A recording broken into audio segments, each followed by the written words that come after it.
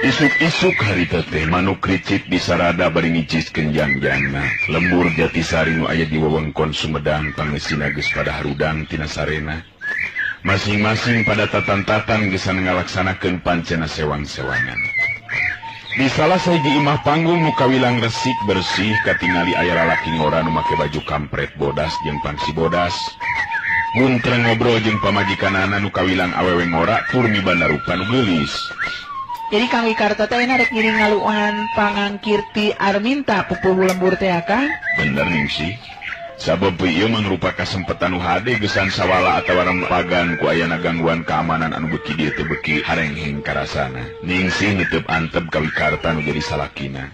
Aya rasa salempang dina batina sabab nu rek disawalakeun di balai pasewakan teh ngeunaan runtuyan kajadian anu tumibak ka lembur-lembur anu paeunteng-eunteng jeung lembur Jatisari. Ari cek abdi mah upami teh mah Ki Arminta nyuhunkeun tulung ka Kang Wikarta omat ulah disanggupan Kang sabab beura tanggung jawabna geus ngajaga keamanan di eueuh lemburan teh. Wikarta imut ngalung harti ka pamajikanana. Sikapna tetep tenang nandakeun pribadi anu memang boga kepercayaan kana keampuhan dirina sorangan. Ningsih. Kalau nanti aku sudah tiada, nak, kau bisa berbakti mendoakanku. Kau bisa berbakti memohonkan ampun untukku. Tapi tak lagi kau bisa dapat ridhoku, nak. Kau tercipta untuk berbakti, nak, bukan menjadi hakim dalam hidupku. Kau lihat, hari bergulir, waktu berganti, orang tuamu makin punya kekurangan, nak.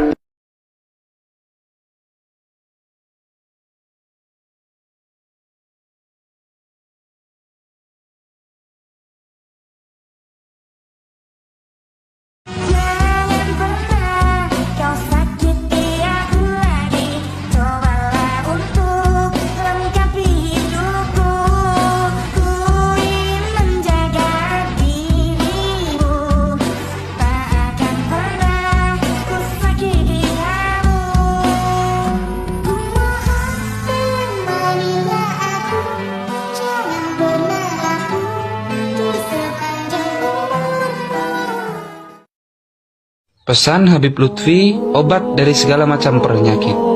Kalau kamu makan di tengah-tengah makan, jangan minum. Dan sesudah makan, jangan minum dulu sampai 30 menit. Itu obat dari segala macam penyakit. Dulu saya pernah mengidap penyakit gula darah.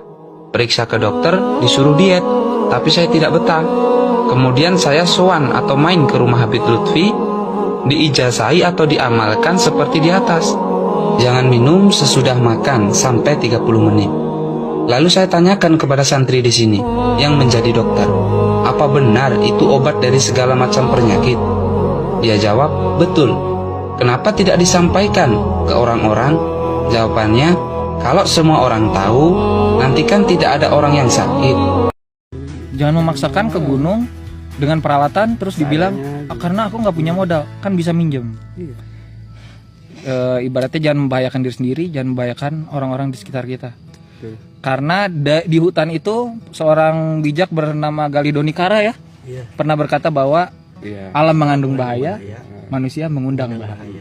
Dua hal itu harus tetap balance biar jadi power balance. Terima kasih banyak. Aku dulu kayak kamu lah. Maksudnya kayak saya gimana ya Tante? Keasikan kerja, cari duit, lupa nikmatin hidup. Tapi saya menikmati hidup saya kok Tante. Saya suka sekali sama pekerjaan saya. Suka atau cinta? Maksudnya? Kalau cinta, maka kita akan memberikan diri kita yang paling berharga. Apa coba? Uang? Waktu. Zaman ini zaman menyendiri lebih baik, secara mutlak. Ulama bilang menyendiri hari ini lebih baik. Kenapa? Luzumi sukut, banyak berdiam, jangan banyak bicara. Usukunil buyut, dan banyak berdiam di rumah. Kenapa ikhwan? Karena isinya hari ini dunia adalah fitnah. Kabar-kabar yang tertulis adalah bohong. Perkataan yang keluar dari manusia perkataan yang buruk, sehingga tidak pantas didengar oleh telinga seorang muslim. lebih banyak mengurusi orang lain daripada mengurusi diri sendiri. Betul? Lebih banyak membincangkan orang lain daripada membincangkan diri sendiri. Maka sungguhlah yang sedemikian itu tidak akan Allah tanyakan, karena dosa orang lain tidak akan Allah tanyakan. Yang Allah akan tanyakan dosa kita sendiri, selagi tidak terlihat kemungkaran di hadap mata. Pekerjaan tersulit bagi suami itu bukan ngasih makan istrinya. Pekerjaan terberat buat suami itu kan bukan memberikan pakaian buat istrinya. Tapi pekerjaan terbesar dan terberat buat suami dan terpenting dalam hidupnya adalah menggandeng tangan istrinya menuju surga Allah. Jangan ada yang mengharap masuk surga, satupun dari kita, sampai mempertanggungjawabkan bini dan anak-anaknya. Allah berpesan, ya ayyuhalladzina amanu, wahai orang-orang yang beriman. Yang beriman dengarkan perintah Allah ini. Allah mengatakan qu anfusakum wa ahlikum nara. Selamatkan diri kalian dan keluarga kalian dari api neraka. Bukan dari kelaparan. Bukan dari dipermalukan di depan manusia. Bukan dari rampok, bukan dari pencuri, tapi dari api neraka. Waquduhan nas wal hijarah. Wallahi jamaah. Itu ujian terberat seorang suami. Kamu yang aku yang pendaki, kenapa sih punya kepala keras sekali? Udah tahu naik gunung itu capek, kena panas, kepanasan, hujan, kedinginan. Tiap jalan juga kamu ngeluh. Kok naik gunung gini amat ya? Mau mandi nggak ada air, mau berak, bingung mau coba pakai apa. Bilangnya sih aku nggak mau naik gunung lagi Tapi baru turun belum nyampe seminggu, kamu udah ngejapri teman-teman kamu.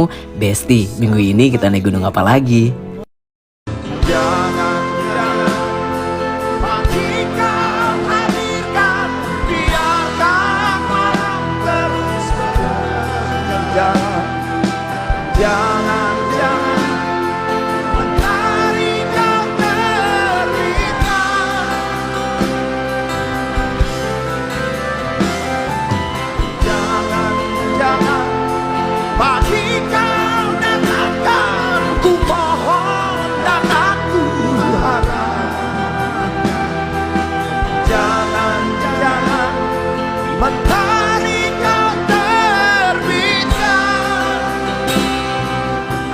Berpergian dengan anakmu sekarang selagi dia masih muda, karena uang bisa dicari, tapi waktu tidak. Sebelum kita menyadarinya, mereka akan tumbuh dewasa. Kalau anak berkembang, orang tua pun harus berkembang. Jadi orang tua itu gak ada tamatnya.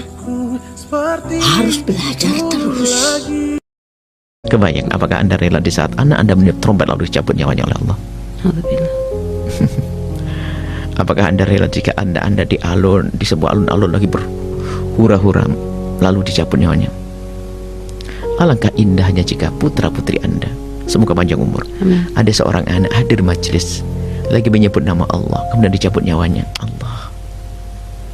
Maka dari itu jangan Anda meremehkan, biarpun sesaat bergabungnya anak-anak Anda dalam perkumpulan yang tidak diridhoi oleh Allah, bisa jadi itu menjadi sebab su'ul khotimah, mati dalam kehinaan.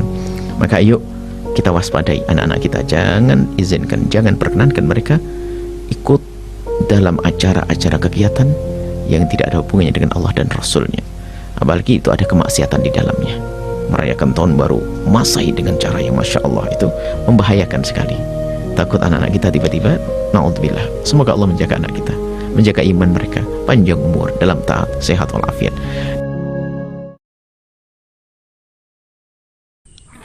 Aku hanya ingin mengakhiri tahun ini dengan gembira, sebagaimana dulu aku mengawalinya dengan sukacita. Segala problema yang masih tersisa dan tertunda, semoga selesai di tahun yang akan tiba.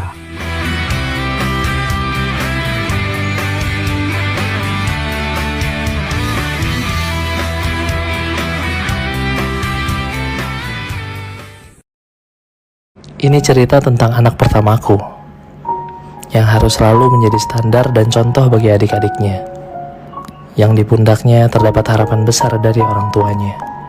yang harus berusaha menurunkan egonya dan mengalah untuk adik-adiknya. Terkadang kita sebagai orang tua lupa bahwa anak pertama juga hanyalah anak kecil biasa yang membutuhkan perhatian dan kasih sayang yang sama. Untuk anak pertamaku, terima kasih, karena sungguhnya kamilah yang belajar darimu.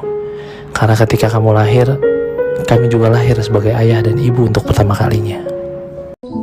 Dari hari ke hari akhirnya mengerti kenapa harus selalu belajar berbesar hati. Karena kehidupan sering menawarkan banyak cerita tak sebaik yang kita duga. Dari waktu ke waktu akhirnya juga tahu kenapa harapan tidak boleh layu.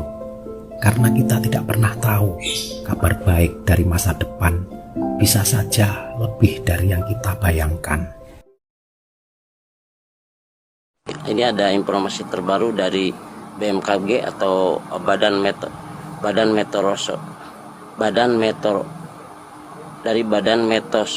Meteorologi, ya maksudnya itu dari Badan dan Geosoropor. Gak usah malu kalau kamu suka melakukan banyak hal sendirian. Gak usah diambil hati ketika orang lain bilang kamu aneh.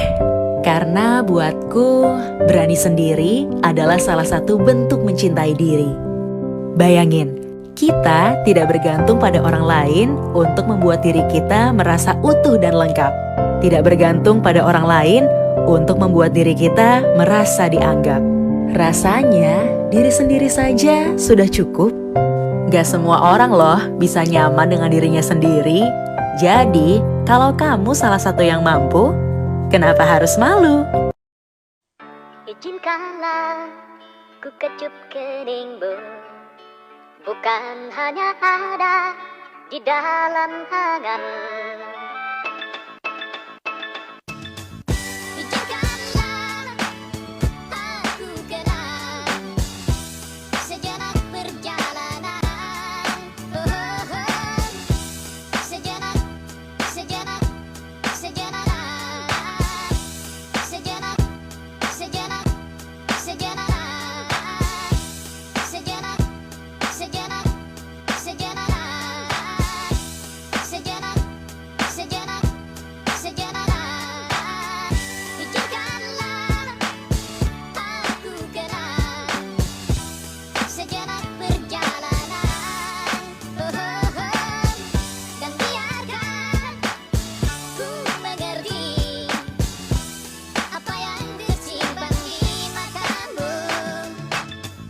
Izinkanlah ku kecup keningmu, bukan hanya ada di dalam angan. Saat kita tua nanti, anak-anak akan meninggalkan kita. Mereka akan memilih hidup bersama orang-orang yang mereka cintai. Disitulah pentingnya kita memilih pasangan yang setia, yang mau berjuang sehidup dan sesurga. Kalau orang diem aja di rumah, enggak jalan-jalan, beku otaknya, jadi puyeng. Jadi maka ulama bilang al-harokah barokah. Kalau mumet di rumah, keluar aja kemana kek, main ke rumah teman, ngobrol ini, biar ada pencerahan. Kalau diem aja mumet,